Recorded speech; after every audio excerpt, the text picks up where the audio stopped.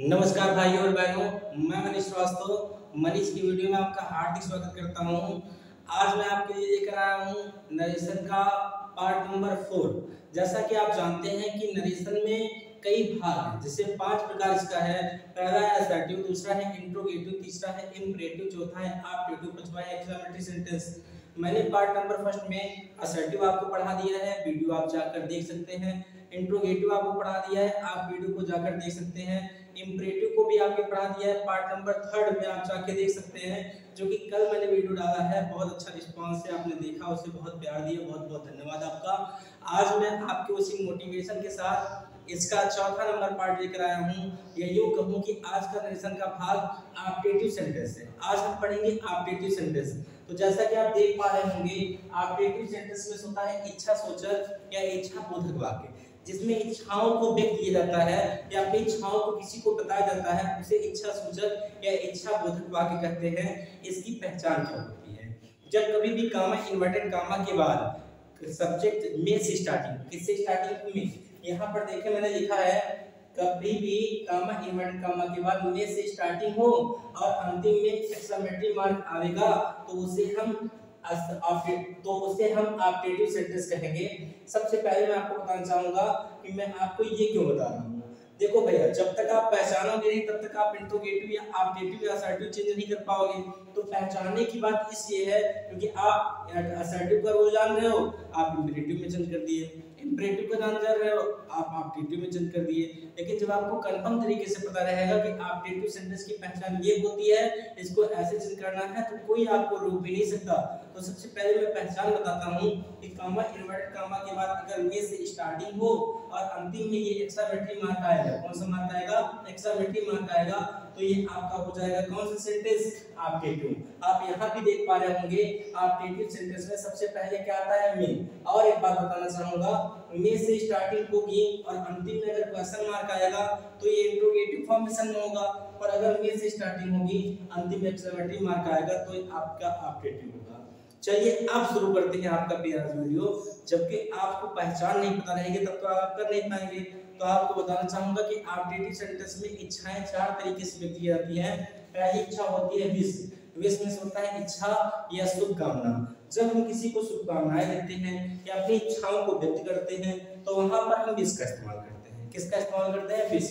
Wish में होता है इच्छा को बताना या किसी को शुभकामना देना। फिर दूसरी बात आती है कर्स। कर्स माने होता है अभिशाप। अभिशाप को कह सकते हैं हम बद्दुआ। अगर हम किसी को बद्दुआ देते हैं या किसी को कट वचन बोलते हैं तो उसे हम कर्स करते हैं। क्या करते हैं? कर्स।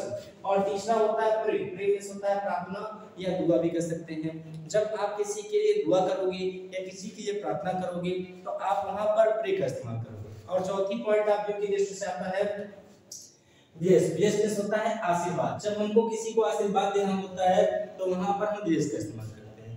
छोटे से शब्दों में अगर मैं आपको कहूं तो ऑप्टेटिव सेंटेंस में 4 तरीके से इच्छाएं व्यक्त होती हैं। पहला होता है आपका विश, दूसरा होता है आपका कर्स, तीसरा होता है आपका प्रे और चौथा होता है आपका ब्लेस। ये 4 तरीके की इच्छाएं होंगी। अब आगे सेकंड नंबर रूल है सेज टू और सेज। यहाँ पर सेट टू और सेट, ये क्या होता है? इसे रिपोर्टिंग वर्ब कहते हैं। सेज टू और सेज होता है ये प्रेजेंट में होता है, इसका मीनिंग होता है कहता है या कहती है या कहते हैं। और सेज टू और सेज जो होता है ये पास्ट होता है, इसका मीनिंग होता है कहा, कही, कहे। तो जहां कहीं भी डायरेक्ट स्पीच को इनडायरेक्ट में चेंज करते समय सेज टू आएगा या सेज आएगा तो वहां पर हम विश, प्रे, कर्स और ब्लेस का इस्तेमाल करेंगे। जहां कहीं भी रिपोर्टिंग वर्ब डायरेक्ट को इनडायरेक्ट में चेंज करते समय सेट टू या सेट आएगा तो वहां पर हम विश, प्रेस्ट, कर्स और ब्लेस करेंगे।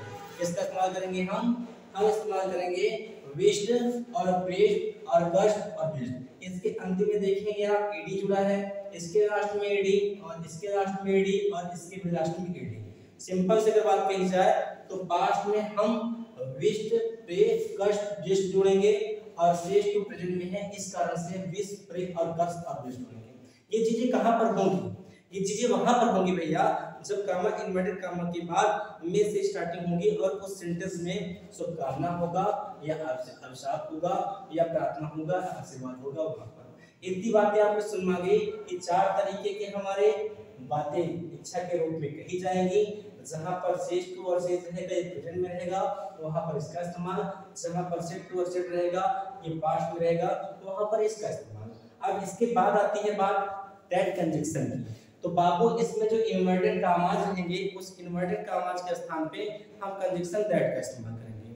आपको ये बताना बड़ा जरूरी है क्योंकि कोई भी डायरेक्ट स्पीच में सब्जेक्ट और ऑब्जेक्ट कभी नहीं बदलता, वहां पर केवल सेज टू और सेड टू और सेड ही चेंज होता है, जिसे हम रिपोर्टिंग वर्ब कहते हैं। इसका मींस होता है सूचना दे रही हुई क्रिया। तो यहाँ पर सूचना दे रही हुई क्रिया या रिपोर्टिंग वर्ब के स्थान पे ये चार चीजें आएंगी। प्रेजेंट में ये आएगा और पास्ट में ये आएगा। क्या आपको इतनी बातें समझ आ गई? अगर आपके सामने इतनी बातें आपको समझ आ गई तो हम आगे बढ़ते हैं। आगे कहा गया भैया ऑप्टेटिव सेंटेंस। तो जो हमारा ऑप्टेटिव सेंटेंस है उसकी पहचान क्या होती है? में से स्टार्ट होगा, फिर सब्जेक्ट होगा, फिर आपके सामने हेल्पिंग वर्ब होगा, फिर ऑब्जेक्ट होगा और अंतिम में एक्सक्लेमेटरी मार्क होगा। इसी चीज को शुरुआती मैंने बताया था, आपको याद होगा कि अगर में से स्टार्टिंग होगी, अंतिम में क्वेश्चन मार्क आएगा तो आपका ये इंट्रोगेटिव होगा। आप इसको इंट्रोगेटिव के फॉर्म में करिएगा। परंतु अगर में से स्टार्ट हो, अंतिम में एक्सक्लेमेटरी मार्क आएगा तो आप इसको ऑब्जेक्टिव के अकॉर्डिंग करेंगे। जैसे मैंने कहा मे आई यूज योर फोन, तो मैं आपसे पूछ रहा हूं कि क्या मैं आपके फोन का उपयोग कर सकता हूं, और अंतिम में क्वेश्चन मार्क है तो इसको हम इंट्रोगेटिव के फॉर्मेशन के अकॉर्डिंग करेंगे। पर अगर ये कह दूं कि मे यू लिव लॉन्ग, भगवान करे कि आपकी आयु लंबी हो, आप बहुत सालों तक जिएं, तो मैं आपको आशीर्वाद दे रहा हूं। इसमें अंतिम में एक्सक्लेमेटरी मार्क है, दोनों की स्टार्टिंग में से हुई है, पर अंतिम में क्वेश्चन मार्क होने के नाते मे आई यूज योर फोन इंट्रोगेटिव में हो गया, और शुरुआत में है अंतिम में एक्सक्लेमेटरी मार्क है मे यू लिव लॉन्ग, इसका मतलब ये आपका ऑब्जेक्टिव हो गया। और अगर ये ऑब्जेक्टिव है तो आपको इसको कैसे करना है आइए देखते हैं। यहाँ पर लिखा है ऑब्जेक्टिव सेंटेंस, तो ऑब्जेक्टिव सेंटेंस को हम असर्टिव सेंटेंस में चेंज करेंगे। अच्छा भैया असर्टिव सेंटेंस क्या होता है? असर्टिव सेंटेंस का मतलब होता है कथनात्मक वाक्य, ऐसे कोई वाक्य जिसमें सब्जेक्ट पहले होता है, ऐसे कोई वाक्य जिसमें सब्जेक्ट शुरुआत में आता है उसे हम असर्टिव सेंटेंस कहते हैं। इसको करना बड़ा आसान होता है। आप यहाँ पर देखेंगे, यहाँ पर मे लिखा है, यहाँ पर सब्जेक्ट लिखा है, यहाँ पर मे लिखा है और यहाँ पर क्या लिखा है? सब्जेक्ट लिखा है। इसी सब्जेक्ट को आप इधर कर दीजिए और इसी मे को आप इधर कर दीजिए। जब आप इसी सब्जेक्ट को यहाँ कर देंगे और मे को यहाँ कर देंगे तो यही जो प्रोसेस है यही ऑब्जेक्टिव सेंटेंस असर्टिव सेंटेंस में चेंज हो जाएगा। अब आपके मन में बात आएगी कि भैया मनीष भैया ये सब्जेक्ट आप यहाँ क्यों कर रहे हैं, मैं यहाँ क्यों कर रहे हैं? हम इसलिए कर रहे हैं मेरे भाई और बहन क्योंकि अगर हम सब्जेक्ट को आगे नहीं करेंगे, मैं को पीछे नहीं करेंगे, तो हमारा जो 123/सन वाला फार्मूला है ये सेट नहीं होगा। ये क्या होता है? इसका मतलब होता है first person, second person, third person. First person subject के अकॉर्डिंग चेंज होता है और सेकंड पर्सन ऑब्जेक्ट के अकॉर्डिंग, और थर्ड पर्सन में कोई भी चेंजिंग नहीं होती। फर्स्ट पर्सन में आई आता है, आई मींस मैं होता है, और फर्स्ट पर्सन में भी आता है, वी मींस हम होता है। आई और वी एक ऐसे सब्जेक्ट हैं जो फर्स्ट पर्सन के अकॉर्डिंग आते हैं। यू मींस होता है तुम या आप, ये सेकंड पर्सन के अकॉर्डिंग चेंज होता है। और यू और आई और वी को छोड़कर कुछ भी आएगा, जैसे ही आ जाए, सी आ जाए, इट आ जाए, दे आ जाए, या किसी का नाम आ जाएगा, वो हमारा थर्ड पर्सन होता है। उसमें हम कोई चेंजिंग, कोई बदलाव नहीं करते हैं। तो हमें इस बात का ध्यान देना है कि जब हम सब्जेक्ट को इधर करेंगे, जब हम क्या करेंगे, जब हम सब्जेक्ट को इधर करेंगे और इस हेल्पिंग वर्ब को अंदर करेंगे तो ये प्रोसेस तो आपका ऑब्जेक्टिव असर्टिव में चेंज हो गया। लेकिन इसको पूछे कोई क्यों किया आपने, तो इसको हमने इसलिए किया क्योंकि 1 2 3 5 एप्सिलॉन का फार्मूला नहीं सेट होगा, और अगर हम ऐसा करेंगे तभी सेट होगा। और इसलिए सेट करना है क्योंकि पता चले कि हम जो बातें कह रहे हैं वो किससे कह रहे हैं। तो अगर हमने इसको इधर कर दिया, इसको इधर कर दिया, तो इससे हमारा 123/सन का फार्मूला सेट हो गया और ये कंफर्म हो गया कि बातें किससे कही जा रही हैं। और एक बात ये ध्यान दीजिएगा, ये हेल्पिंग वर्ब में जब अंदर की ओर जाएगा और रिपोर्टिंग वर्ब हमारा सेट टू रहेगा या सेट रहेगा, तो अंदर जाते ही में माइट में कन्वर्ट हो जाएगा। क्योंकि आप जानते हैं जहां पर सेज टू या सेज होता है वहां पर न टेंस बदलता है न टाइम बदलता है, लेकिन जहां पर सेट टू या सेट आता है वहां पर टेंस भी बदलता है और वहां पर टाइम भी बदलता है। तो यहाँ पर आपके सामने अगर सेट टू या सेट रहेगा तो मैं अंदर जाते ही माइट में कन्वर्ट हो जाएगा। अभी मैं आपको आगे करके दिखाऊंगा, पर आप इस चीज को जानते नहीं भैया। आगे क्या बात आती है, आगे ध्यान से समझिए। आगे हमारे पास जो प्रोसेस है उस प्रोसेस में कहा गया है कि पहचान। मैंने शुरुआत में आपको बता दिया कि में से स्टार्टिंग होगी और अंतिम में एक्सक्लेमेटरी मार्क आएगा। आइए एक बार इसको रिपीट करते हैं, फिर इसके सेकंड पेज को देखते हैं। आज का टॉपिक बहुत सिंपल, ऑप्टेटिव सेंटेंस, जिसका में कोई पूछे तो इच्छा सूचक इच्छा बोधक वाक्य होता है। इच्छाएं चार तरीके से व्यक्त होती हैं। पहला होता है विष माने होता है इच्छा या शुभकामना। दूसरा होता है कर्ष माने अभिशाप होता है या बद्दुआ होता है। तीसरा होता है प्रेम प्रार्थना होता है। क्या होता है भैया? प्रार्थना, या इसी को हम दुआ भी कहते हैं। चौथा कोई पूछे तो बताएंगे में आशीर्वाद होता है। सेज टू और सेज ये प्रेजेंट रिपोर्टिंग वर्ब होते हैं। सेड टू और सेड ये पास्ट की रिपोर्टिंग वर्ब होते हैं। तो जो प्रेजेंट की रिपोर्टिंग वर्ब होते हैं वहां पर केवल विश, कर्ष, प्रेम और ब्लेस लिखेंगे। जहां पर सेड टू या सेड आएगा वहां पर विश, कर्ष, ब्लेस्ड और प्रेड लिखेंगे। और इसके आगे मैंने आपके सामने लिखा है कि आप इसको तुरंत ही चेंज करेंगे ऑप्टेटिव को असर्टिव में। ऑप्टेटिव सेंटेंस को असर्टिव में क्यों चेंज करेंगे? क्योंकि हमको 1 2 3 अपॉन यस वेयर के फार्मूले को सेट करना है ताकि ये कंफर्म हो जाए कि बात किससे कही जा रही है भैया। और इसको करना बड़ा आसान है।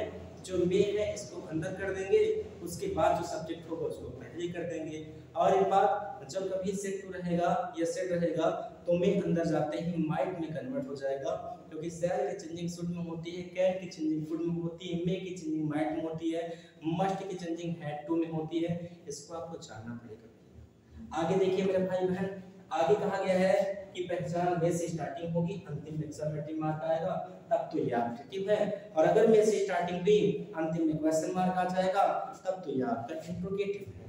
तो ये था पेज नंबर फर्स्ट। आप जल्द इसका स्क्रीनशॉट लीजिए, फिर मैं सेकंड पेज को समझाता हूं।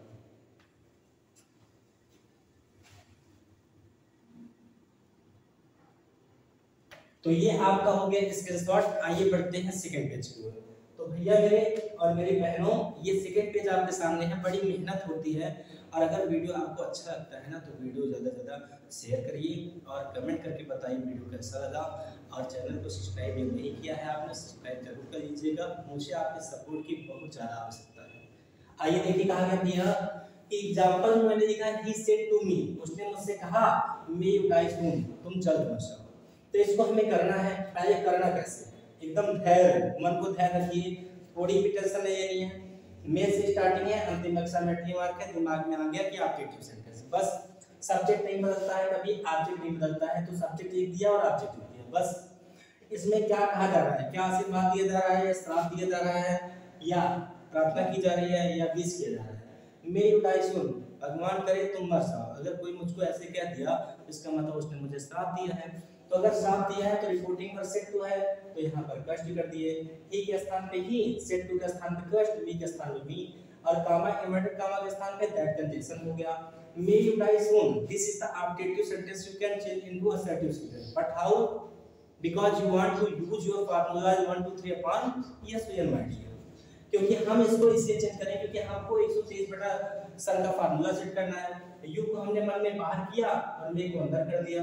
u बाहर आया तो use the second person talk to our object is me. Me is the pronoun of I, me is the pronoun of I. You can write down here I. अब यहां पर आई दिए, अब मे अंदर गया तो किसमें बदल गया? माइट में। डाई के स्थान पे डाई और सुन के स्थान पे सुन। कितना इजी है देखिए, हो गया। He cursed me that I might die soon। कितना आसान था। अब भैया रूल नंबर 6 और 7 मोस्ट इंपोर्टेंट है, थोड़ा ध्यान से देखिएगा। इसमें मैं आपको बताऊंगा कि जब कभी भी एक वर्ड आता है सेपरेट या डिपार्ट कर सकते हैं, अलग होना। एक होता है फेयरवेल माने विदाई, और एक होता है अभिवादन या वेलकम करना। तो चाहे विदाई की जाए चाहे आपका स्वागत किया जाए, वहां पर गुड वर्ड जरूर आएगा। जैसे यहाँ पर देखिए लिखा है good night goodbye. Good night और गुड बाय जहां कहीं भी आएंगे वो भी हमारा ऑब्जेक्टिव सेंटेंस ही रहेगा। अभी आप कहोगे मनीष भैया आपने बताया था कि मे से स्टार्टिंग होगी तो अंतिम एक्सक्लेमेटरी मार्क आएगा। इसको भी बताया था और इसको बता रहा हूं कि अगर कहीं गुड नाइट वर्ड आए, गुड बाय वर्ड आए, गुड मॉर्निंग वर्ड आए, गुड आफ्टरनून वर्ड आए, गुड इवनिंग वर्ड आए या गुड डे वर्ड आए, तो वहां पर हम दैट कंजंक्शन नहीं लगाएंगे। और ये सब भी हमारे ऑब्जेक्टिव सेंटेंस ही होते हैं। इसे करना कैसे थोड़ा ध्यान समझो। जहां कहीं गुड नाइट वर्ड आएगा या गुड बाय वर्ड आएगा वह हमारा ऑब्जेक्टिव सेंटेंस होगा। ये तो ऐसे शब्द हैं जहां पर हम किसी को बोलकर अलग होते हैं। यानी अगर हमने किसी से कह दिया गुड नाइट या मैंने आपसे कह दिया गुड नाइट, तो भी तो कहूंगा नहीं, हालांकि पढ़ा रहा हूं, पर मान लो अगर मैंने कह दिया गुड नाइट तो मैं सोने जा रहा हूं और आप सोने जा रहे हैं, आप मुझसे अलग हो रहे हैं। और अगर किसी ने कह दिया गुड बाय मनीष सर, हालांकि किसी ने कहना है तो किसी को कहना मत, क्योंकि गुड बाय वर्ड कभी मत कहना। गुड बाय का मतलब होता है अलविदा। गुड बाय हम उसको कहते हैं जिसको हम दोबारा देखना नहीं चाहते। हालांकि कभी इसको वर्ड यूज मत करना, क्योंकि भैया पानी चाहे जितना गंदा हो वह आग बुझाने के काम देता है। आपका दोस्त ही आपका दुश्मन बनता है, तो दोस्त का चयन कम करिए, दोस्त कम बनाइए, क्योंकि दोस्त ही दुश्मन बनते हैं। और अगर आपका दोस्त आपके साथ गलत करता है तो कुछ मत करिए, उसको इग्नोर कर दीजिए, आप उससे अपने साथ को छोड़ दीजिए।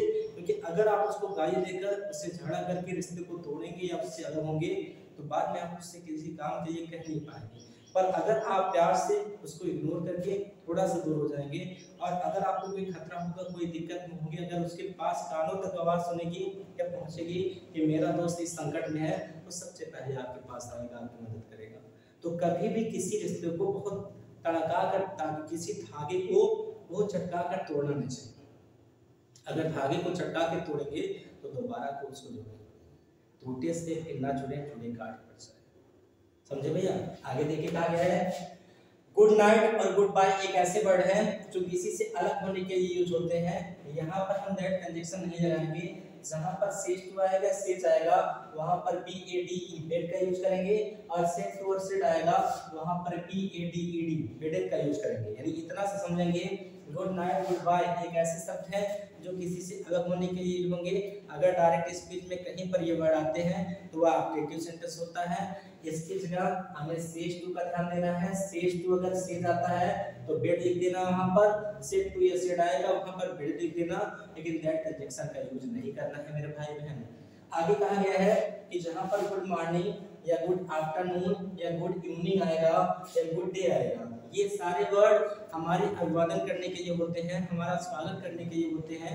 और अगर ये शब्द कोई इस्तेमाल करता है तो हमारा स्वागत कर रहा है, तो वहां पर अगर कहीं भी कोटिंग वर्ड सेज टू या सेज आएगा तो वहां पर आप WIS का इस्तेमाल करना, और जहां पर सेड टू या सेड आएगा वहां पर आप WISHED विस्ट का इस्तेमाल करना। इस बात का आपको ध्यान देना है बहुत इंपॉर्टेंट तरीके से, बहुत महत्वपूर्णता के साथ।